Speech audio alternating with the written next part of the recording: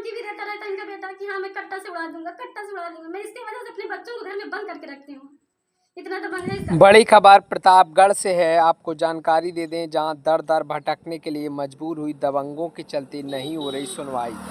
ये बड़ी जानकारी दिखा रहे हैं रिपोर्टर राम रतन राजा भैया हैं नेजा न्यूज के। तो वहीं आपको जानकारी दे दें, दरअसल मामला कुंडा प्रतापगढ़ थाना हदगवा ग्राम बछरौली का है, जहां पर एक महिला अपने जेठ से परेशान होकर दर दर भटकने के लिए हो रही मजबूर।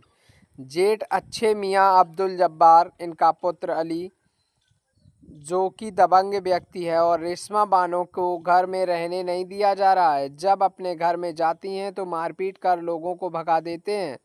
आपको जानकारी दे दें, जबरन उसके ज़मीन और मकान पर कब्जा कर लिया है। रेशमा बानो का पति जो कि बम्बई में मजदूरी करता है, आपके अच्छे मियाँ और इनके लड़के अली रेशमा बानो को कई बार मारपीट किया गया। जब रेशमा बानो ने थाने में शिकायत करने जाती हैं तो थाने में कोई सुनवाई नहीं होती, और कई बार रेशमा बानो ने शिकायत किया, पुलिस अधीक्षक प्रतापगढ़ से शिकायत किया, लेकिन कहीं से कोई राहत नहीं मिली। मजबूरन पीड़िता रेशमा बानो अपने 2 छोटे छोटे बच्चों के साथ गांव में ही दूसरे व्यक्ति के घर में रह रही हैं। रेशमा बानो ने वीडियो में यह भी कहा है कि आत्महत्या करने के लिए मजबूर जिम्मेदार होंगे दबंग अच्छे मियाँ और अली। हथगवा थाना में क्या कोई जिम्मेदारी अधिकारी नहीं है इस दबंग व्यक्ति से पीड़ित। बड़ी खबर प्रतापगढ़ से है, आपको जानकारी दे दें, जहां दर दर भटकने के लिए मजबूर हुई दबंगों के चलते नहीं हो रही सुनवाई। ये बड़ी जानकारी दिखा रहे हैं। बच्चे हैं, हम कहाँ लैटरिन लेके जाएं भैया बताइए।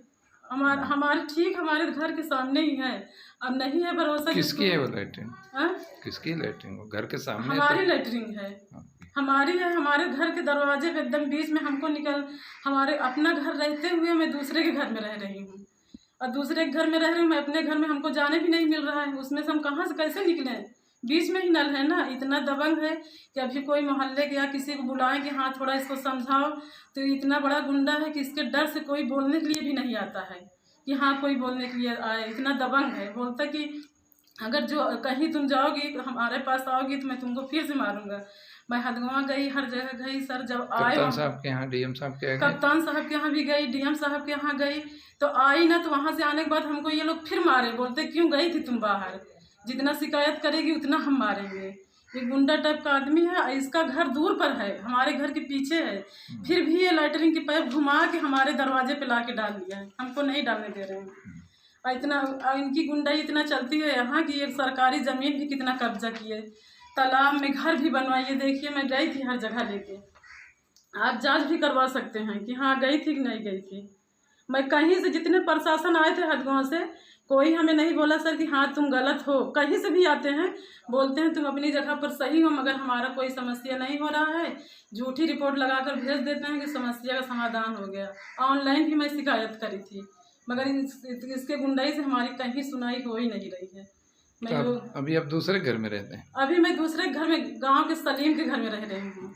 ये हमारे गांव के सलीम है, मैं उनसे रहने के लिए मांगी थी, उसी घर में रह रही हूँ। नाम क्या है? मेरा रेशमा बानो। पति का? मोहम्मद ईसा।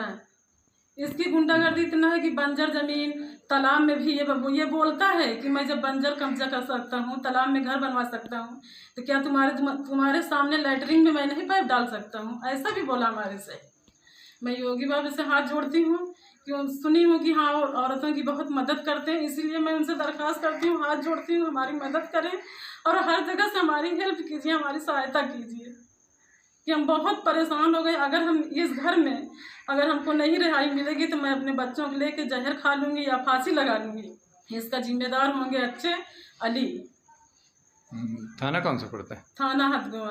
क्योंकि सर हम बहुत काफ़ी एकदम हर जगह से थक के मैं अपनी मैसेज योगी बाबा तक भेज रही हूँ कि हमको योगी बाबा के सिवा कोई दिख नहीं रहा इसमें। जिला कौन सा? जिला प्रतापगढ़। नाम? थाना हदगवा।